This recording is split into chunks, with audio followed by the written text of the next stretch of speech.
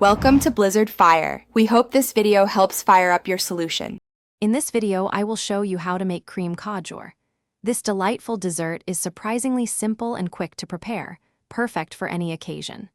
We'll start by gathering just a few key ingredients: fresh dates, rich heavy cream, and a hint of sugar.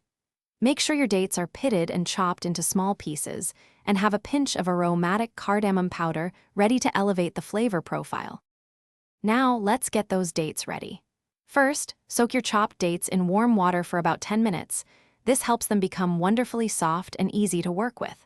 After soaking, drain them completely to remove any excess moisture. Then, using a fork or a small blender, mash the dates into a smooth, consistent paste. This creamy date base is crucial for the texture of our cream khajoor. With our date paste prepared, it's time to bring everything together. In a separate bowl, whip 1 cup of heavy cream until it forms beautiful soft peaks. Be careful not to overwhip it. Next, gently fold the smooth date paste into the whipped cream, ensuring it's evenly distributed. Finally, stir in about 2 tablespoons of sugar and 1/4 teaspoon of fragrant cardamom powder to perfect the sweetness and aroma.